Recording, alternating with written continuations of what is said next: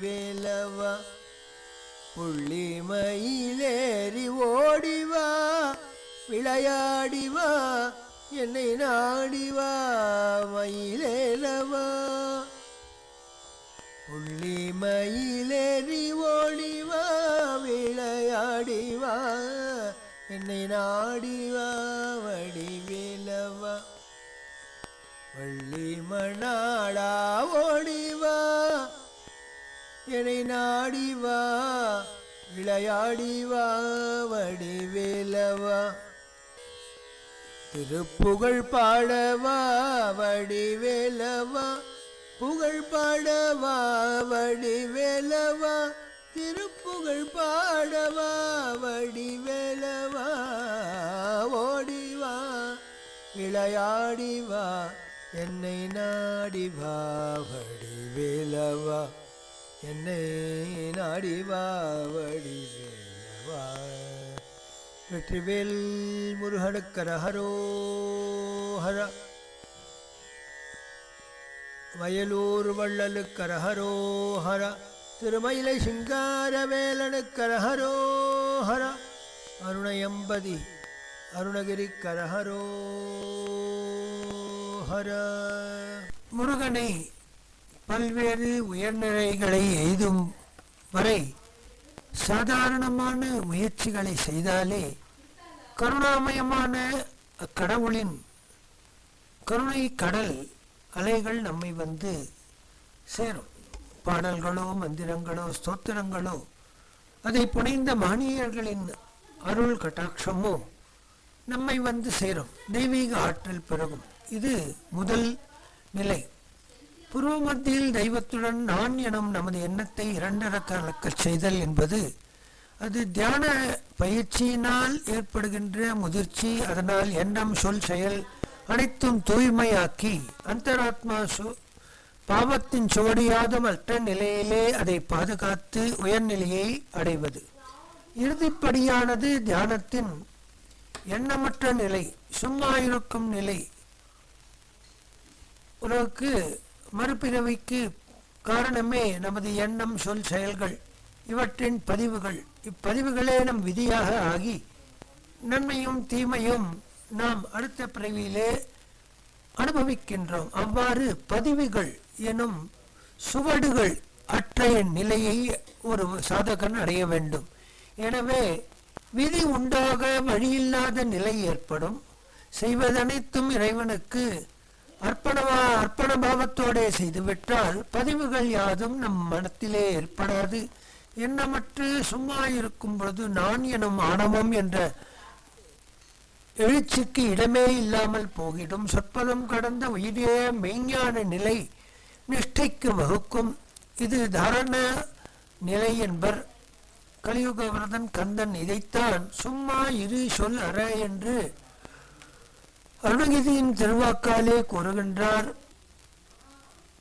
16 வயதுக்குள்ளாக க்ஷேத்ராடனம் தீர்த்தாடனம் அனைத்தும் ஸ்தோத்திர பாடாதிகளினாலே துதித்து உள்ளார்ந்த அனுபவத்தை பெற்று பின்னர் 30 வயதுக்குள்ளாக இறைவனே ஒளிவடவிலே நம்முள் கண்டு அதில் நாம் லயித்து இறுதியிலே நாமே அந்த பிரம்மம் என்ற பிரம்மாகார வஸ்துவில் லயம் ஏற்பட்டு அந்த நிலையை எய்தியவருக்கு விதி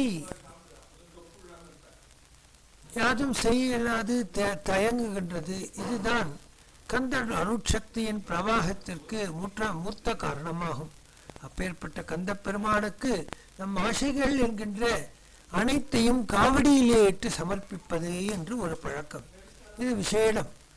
தைப்பூசம், மாசிமகம், பங்குனியுக்ஷம், சித்ரா பௌர்ணமி, வைகாசி விசாகம், ஷஷ்டி தோறும் பிரதி மாசமும் அல்லது விஷாக நட்சத்திரந்தோறும் அல்லது கார்த்திகை நட்சத்திரந்தோறும் இறைவனை காவடி எடுத்து கொண்டாடுவது என்பது முருகனுக்கே ஏற்பட்ட தனிப்பட்ட சிறப்பு. அவ்வாறே இவன் எடுத்து செல்லும் அந்த காவடிக்கு மூல காரணம் ஒன்று உள்ளது. இடும்பன். அவன் வாழ்ந்த இடம் இடும்பவனம். இது திருவாரூரிலிருந்து பட்டுக்கோட்டை செல்லும் மார்க்கத்திலே கோவிலூர் அருகே உள்ளது. அகஸ்தியர் இமயமலை சாலையிலிருந்து இரு மலைச்சிகரங்களில் ஒன்றை சிவனாகவும் மற்றொன்றை சக்தியாகவும் வழிபட்டு வந்தார். சிவகிரி, சக்திகிரி என்று இவை அழைக்கப்பட்டன.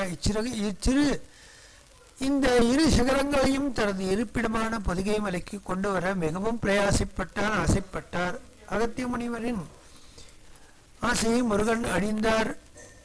முருகன் அருளால் இந்த இரு சிகரங்களையும் கொண்டு வரும் ஆற்றலையும் பெற்று கேதாரம் வரை கொண்டு வந்தார். ஆனால் ஓய்வெடுப்பதற்காக ஒரு வனத்திலே தங்கினார். அவ்வழியே மனைவி இடும்பியோடு வந்த இடும்பன் அகத்தியரை வணங்கி அருள் புரிய வேண்டும் என்று பிரார்த்திக்கின்றான். யாம் கொண்டு வந்த இரு மலைகளையும் தென் திசை நோக்கி கொண்டு வா என்று ஆணையிட்டார். உனக்கு பெருமையும் புகழும் சித்தியும் உண்டாகும் என்று அப்பொழுதே ஆசி வழங்கிவிட்டார். இப்பொழுகளை கண்டான், கேட்டான், உணர்ந்தான், சந்தோஷப்பட்டான். அவ்வாறே செய்தான். எத்தனையோ மலைகளை தூக்கி போட்டு விளையாடிய அந்த இடும்பன் அசையாது இருக்கும் இரு மலைகளை பார்த்து திகைத்து விட்டான். குறுமுனிவர் எவ்வாறு இதை தூக்கி வந்தார் என்று வெட்டித்தான். பராக்கிரமசாலியான தன்னாலும் இதை தூக்க இயலவில்லையே என்று வியந்தான். மலை தூக்கும் ஆற்றலை தந்துள்ள வேண்டும் என்று மனமுருகி முருகப்பெருமானுடைய மூலமந்திரத்தையும் வழிபாட்டு முறையும் அவனுக்கு போதித்தார். அவ்வாறே அவன் செய்து உயர்நிலையை பெற்று அதனால் இதை எடுத்து வந்தார். 8 நாகக்கயிறுகளை இரு உரிகளாக செய்து இருமலையும் சுலமாக தூக்கி வந்தார். அதுதான் முதல் காவடி. தெந்தி சோக்கி வருகின்றான். காவடி சுமை தோன்றாது இருக்க முருகன் மந்திரத்தை ஜபித்து கொண்டு வந்தான். அவன் நாமத்தை பாடிக்கொண்டு வந்தான். சுலபமாக வந்தான். திரு ஆவினன்குடி அல்லது பழனி அதை நெருங்கும் பொழுது சற்று இளைப்பாறும் எண்ணத்தோடே வைத்ததுதான். அன்று முதல் அவனால் எடுக்க இயலவில்லை. அங்கே வில்வமரல் நிழலிலே ஒரு சிறுவன் இடும்பன் இயலாமையை கண்டு நகைத்தான். சினங்கொண்டான் இடும்பன். இடியென கோபம் கொண்டு அவனை தாக்க முயன்றான். சிறுவனோ சிரித்தான். அவனை தாக்கவும் இயலாது போகவே சீறி பாய்ந்த கணத்தில் பூமியின் மீது விழுந்தவன் மூச்சேற்று விட்டான்.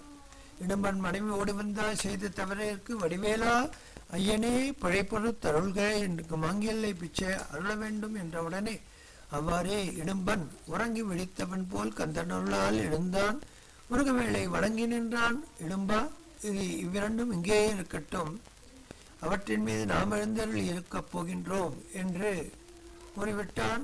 நீ சித்தி அடைவாய், உன்னை வணங்கி பின் நம்மை வணங்குவார்களாக என்று அடியார்களுக்கு ஆணையிட்டான். இன்னும் குமரனிட்ட கட்டளைப்படி மலையின் அடியிலே காவல் தெய்வமாக இருக்கின்ற இடும்பனை வணங்கிய பின்னரே மலையேறி சென்று இறைவனை வழிபடும் ஒரு உயர்ந்த பண்பாட்டு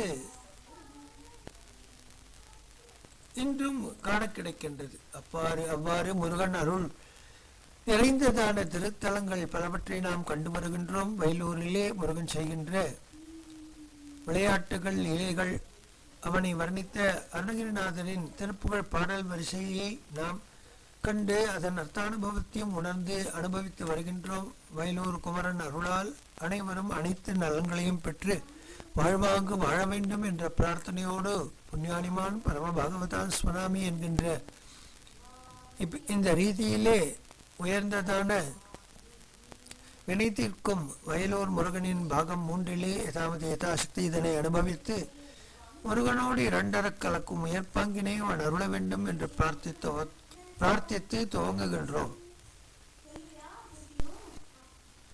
அருணகிரிநாதர் தருண அருணகிரியாக இத்திருத்தலத்திலே 18 நாட்கள் தங்கினார். 18 வகையான சந்தங்களோடே திருப்புகழ் பாடி மனமாற தன் வாயிலே பிரணவாட்சரத்தை பொருத்தி ஷடாட்சர மந்திரத்தை உபதேசித்து தன்னை பரமபாவனனாக ஆக்கி தன் திருவடியிலே ஒரு இடத்தையும் தந்து பக்தர்கள் மத்தியிலே ஒரு உயர் நிலையையும் தனக்கு தந்து தன்னை ஆட்கொண்ட பரமனை வயலூர் எம்பிரானை கொண்டாடி மகிழ்கின்றார்.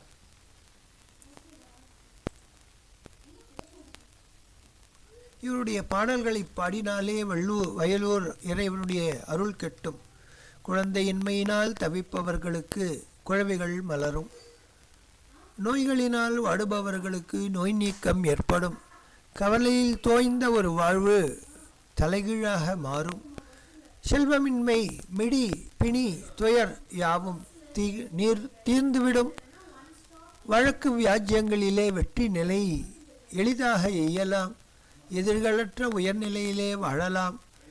சிவனடியாரோடு கூடி முருகன் அடியாரோடு கூடி மலைதோறும் குன்றுதோறும் உறவும் குமரனைக் கண்டு தரிசிப்பதும் வயலூர் எம்பிரான் கருணை கடாட்சத்திற்கு பாத்திரமாகி அபிஷேக ஆராதனைகள் இவை யாவையும் செய்து அன்னம் பரிபாலித்து அவர் அடியார்கள் வயறு நிறைய அன்னமிட்டு செவி நிறைய தெருப்புகள் பாடி வலம் வந்து அந்த ஞானஸ்கந்தனின் பேர் அருளை பாலசுப்பிரமணியனின் மறைக்கடலான அவன் அருளை கருணார்ணவத்திலே நாம் மூழ்கி யாண்டும் பிறவிநீக்கம் பெற்ற உயர்நிலையை பெற வேண்டும் என்பதற்கு அருணகிரியார் வித்திடுகின்றார்.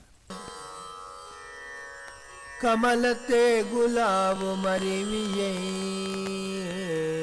நிகர் பொற்கோல மாதர் மருள் கரு கலக்க காமநூலை முழுதுணர் இளைஞர்கள் கலவிக்கு ஆசை கூற வளர் பரிமள கற்பூர தூம கணதன கலக்கத்தாலும் வாணி நிசையும் இடனியாலும் விமல ஜோதி ரூப இவகர வதனத்தாலுநாத முதலிய விரவுற்றாறு கால்கள் சுழல் இருள் குழலாலும்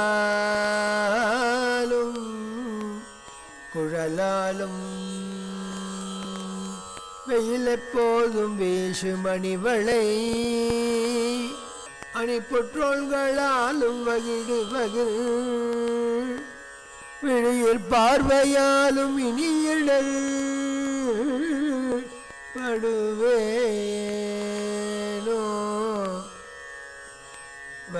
விழியில் பார்வையாலும் இனி இடர்படுவேனோ சமரில் பூத்தம் யாழி பாரி பிணி கனகத்தேர்கள் யானைய உணர்கள் தகர கூறுகள் வேலை விடுதிரல் குருவோனே சமூக பேய்கள் வாழியன எதிர் புகழ காணிலாடு பரிபுர சரண தேக வீர அமைமன மகிழ்வே அமர கீஷனான சதிபதி மகள் மெத்தோயுநாத குரமகள் அணைய சூழ நீரகரமிசை குருவேலா அருளில் சீர பொய்யாத கணபதி திருவுக்கீசன் வாழும் வயலின் அழகு கோயில் மீது மருவிய பெருமாயாளே அருளில் சீர் பொய்யாத கணபதி திருவக்கீசன் வாழும் வயலியில் அழகு கோயில் மீது மருவிய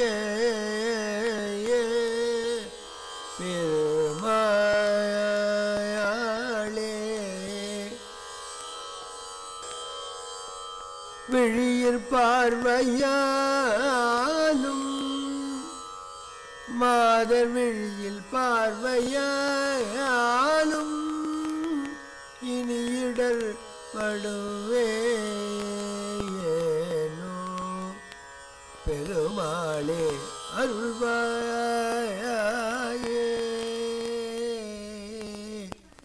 தாமரையில் விளங்குகின்ற லக்ஷ்மிக்கு ஒப்பான விலை மாதர்கள் மீது மோக்கத்தை தருகின்றதான பல்வேறு சேஷ்டிதங்களால் என்னை நான் மயங்கி அந்த இடர் எனும் கடலிலே மீள வழி தெரியாது துன்பமடைந்து சமப்படுகின்றேன்.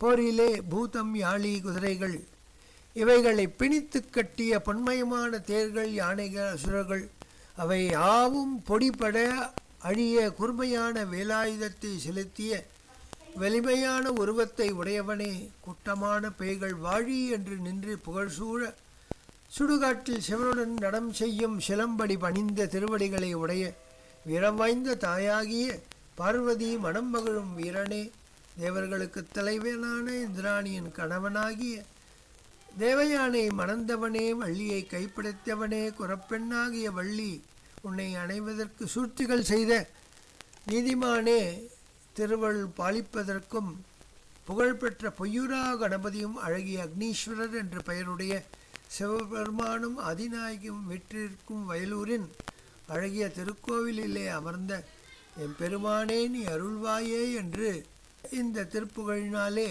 பாடி நம்மை ஆனந்திக்கின்றார் அருணகிரியார். கமையற்ற சீர்கேடர் வெகு தர்க்க கோலாலர் களையுற்று மாயாது மந்திரவாத கடை கேட்ட ஆபாத முரு சித்திர கோமாளர் கருமத்தின் மாயாது கொண்டு போனும் சமயத்தராஜார நியமத்தின் மாயாது சகலத்துளே நாளு நண்புளோர் சரியை கிரியாயோக நியமத்தின் மாயாது சலனப்படா ஞானம் வந்து தாராய் சலனப்படா ஞானம் வந்து தாராய்.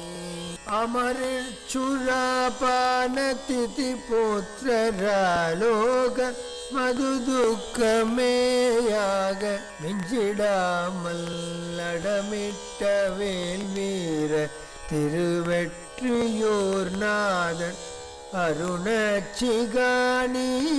கண்டபார மம பட்சமாதேவருவை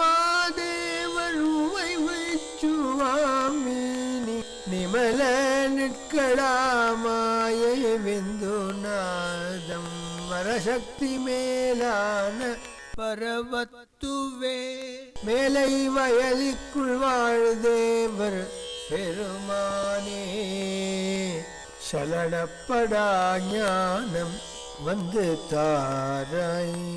பொறுமையில்லாத ஒழுங்கினர்கள், தர்க்கம் மிகுந்தவர்கள், ஆடம்பரவாதிகள், மந்திரவாதிகள் இவர் மிக இழிவு நிலையிலே உள்ள தாய்மையான சித்திர பேச்சு பேசி கொண்டாடம் போடும் செய்கையிலே சிக்கி மடியாமல் தங்கள் சமய நெறியை மேற்கொண்டு ஒழுகும் ஒவ்வொரு சமயங்களைச் சேர்ந்தோரின் கட்டுப்பாட்டுகளிலே மனம் மடியாமல் உருவ வழிபாடு செய்து நாள்தோறும் பக்தி வைத்துள்ளோர் புரியும் சரியை கிரியை யோகம் எனப்படும் ஒழுக்கங்களை மேற்கொண்டு மடியாமலும் சலனப்படாத எந்த விதமான சலனங்களுக்கும் உட்படாத ஞானத்தை நீ எனக்கு தந்தருள்வாய் குமரா. போரிலே கள் குடிக்கும் அசுரர்களின் அறியாமை உலகத்துக்கு துக்கத்தை தரும். அந்த துக்கத்தை ஒழிக்க துடித்து கொண்டிருக்கும் வேலினை செலுத்தும் வீரனே கந்தவேளா.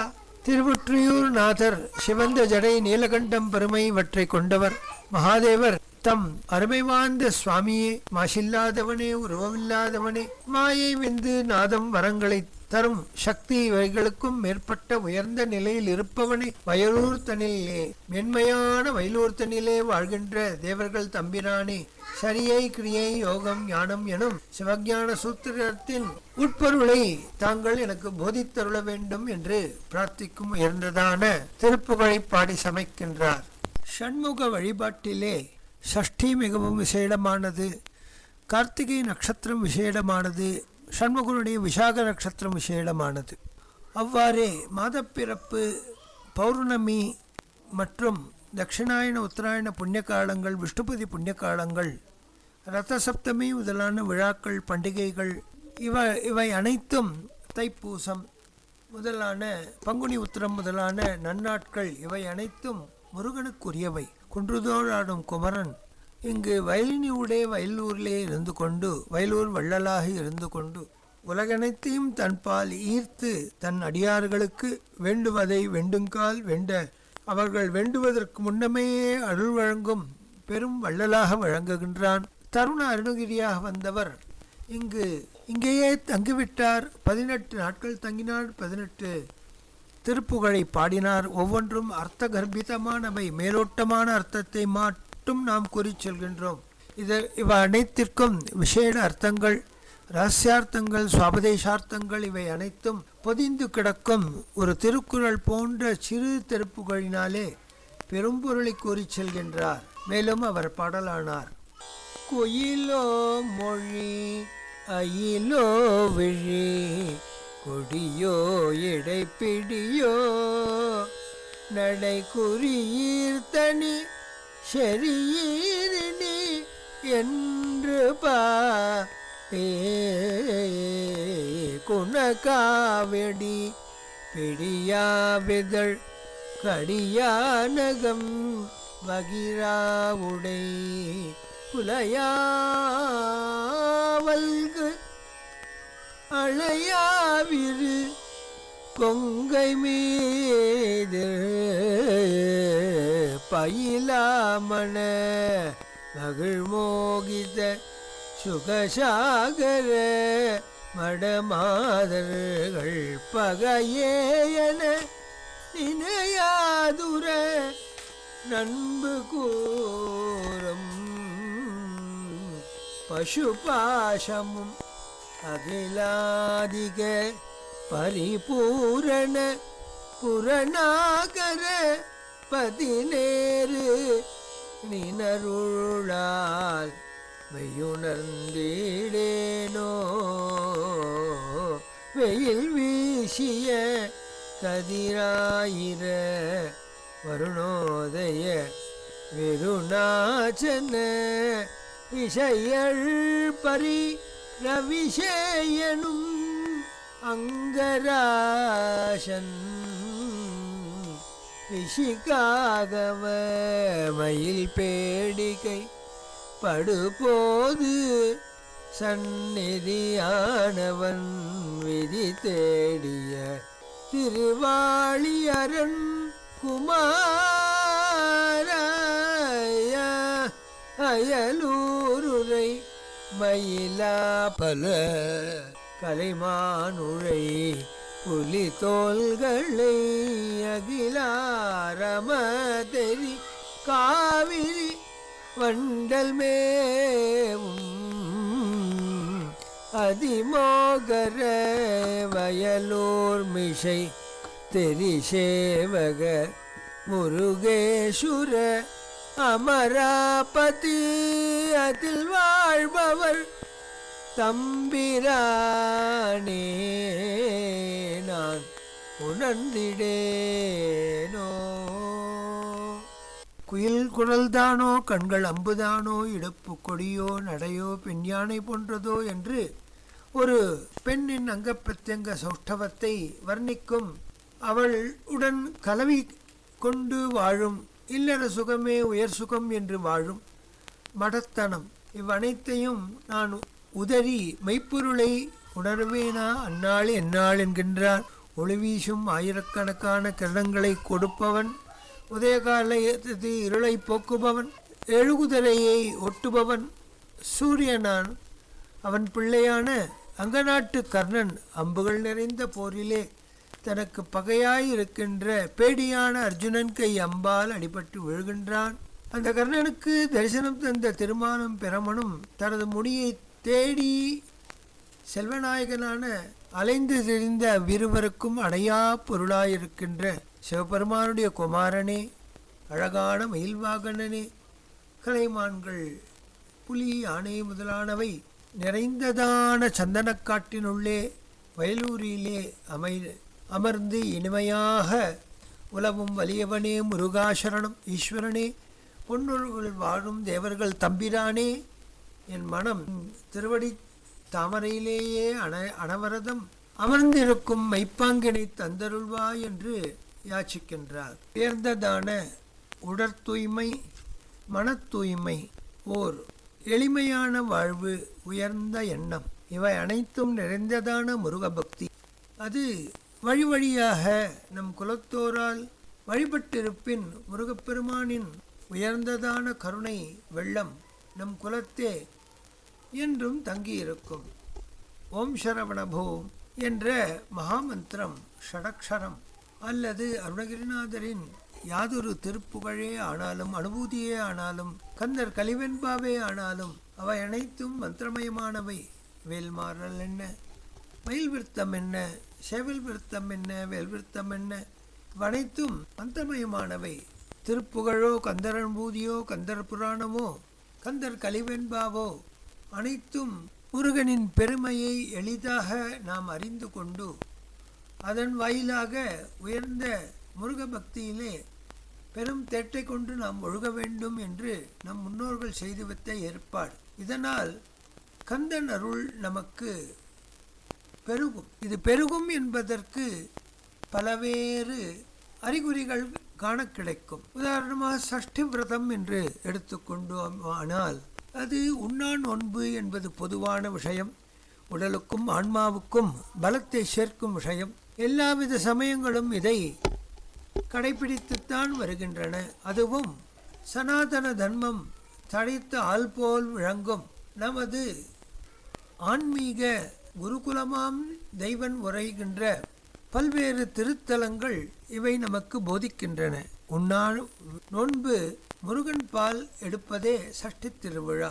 சஷ்டி விரதம் கார்த்திகை மாதத்திலே அந்த சூரசம்ஹாரத்துக்கு முன்னால் ஸ்கந்த சஷ்டி குமார சஷ்டிக்கு முன்னால் 6 நாட்களும் காலையிலே எழுந்து பஞ்ச உஷத்காலத்திலே நீரில் மூழ்கி அவரவர் அனுஷ்டானத்தை முடித்து கொண்டு தியானத்திலே அமர்ந்து முருகனின் நாமத்தை இடையறாது செப்பித்து மனதிலே அந்த செந்தில் நாதனை ஜெயந்தி நாதனை பகைவரை பந்தாடும் அந்த பாலகனை ஞானஸ்கந்தனை தியானத்திலே அமர்ந்து தாரணா சக்தியை பெருக்கி பிராணாயாம பிரத்யாகாராதிகளினாலே உடல் சுமை குறைவதை கடுமையான விரதத்தினால் நாம் அதை அனுஷ்டித்து நீக்கிவிடவும் முடியும்.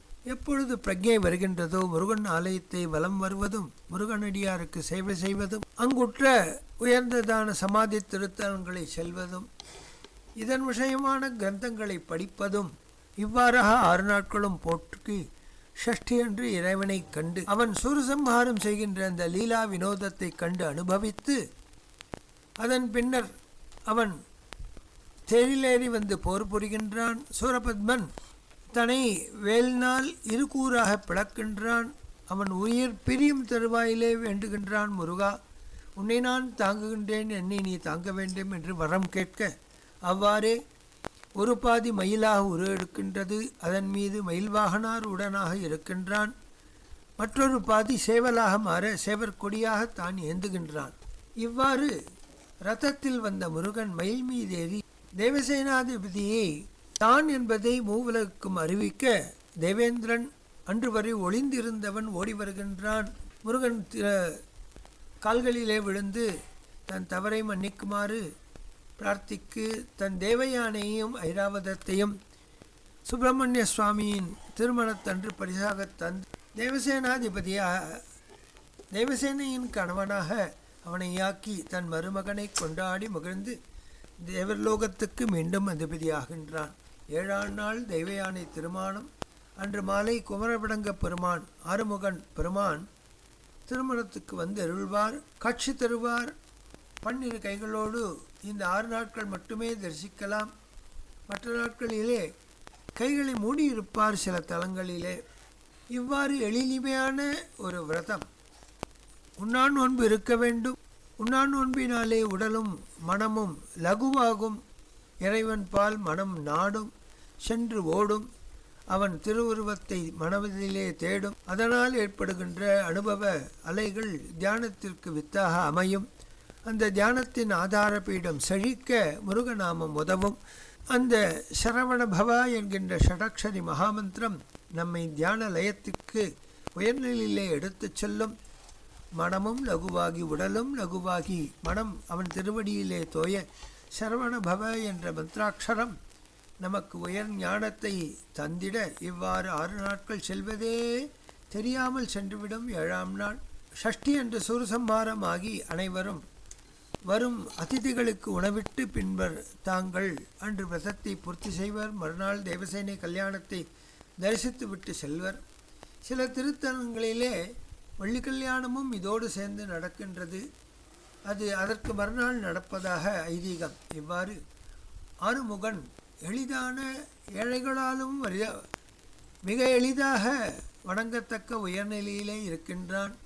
அவனை இவ்விதம் வணங்கி உயர்ந்ததான பக்தியினாலேயும் பிரேமையினாலேயும் வாக்கிற்கும் மனதிற்கும் எட்டாத அப்பரம்பொருளை நம் மனப்பீடத்திலே அமர்த்தி அவனை கொண்டாடி மகிழ்ந்து வாழ்வாங்கு வாழ ஆதார பீட்டமாக விளங்குகின்ற அருணகிரி எம்பதியின் திருவாய் அமுதமான உயர்ந்த திருப்புகழ் வாயிலாலே வயலூர் வள்ளல் பெருமானின் புகழை நாம் யாண்டும் உணர்ந்து தெளிந்து வாழ்வாங்கு வாழ்வோமாக. ஏறு மயிலேறி விளையாடு முகமொன்று, ஏறு மயிலேறி விளையாடு முகமொன்றே, ஈசனுடன் ஞான மொழி பேசும் முகமொன்றே, கோருமடியார்கள் வினை தீர்க்கும் முகமொன்றே, குன்றுருவவேல் வாங்கி நின்ற முகமொன்றே, மாறுபடு சூரரை வதைத்த முகமொன்றே, வள்ளியை மனம் புணர வந்த முகமொன்றே, ஆறுமுகமான பொருளி அருளல் வேண்டும் ஆதி அருணாச்சலமர்ந்த பெருமானே, ஆதி அருணாச்சலமர்ந்த பெருமானே. முருகா முருகா முருகா முருகா முருகா முருகா முருகா முருகா. வெற்றிவேல் முருகனுக்கு அரகரோஹரா, ஞானவேல் முருகனுக்கு அரகரோகரா, சக்திவேல் முருகனுக்கு அரகரோஹரா, வயலூர் வள்ளலுக்கு அரகரோஹரா, அருணகிரிநாத பெருமானுக்கு அரகரோஹரா, திருமயிலி சிங்காலவேலருக்கு அரகரோ.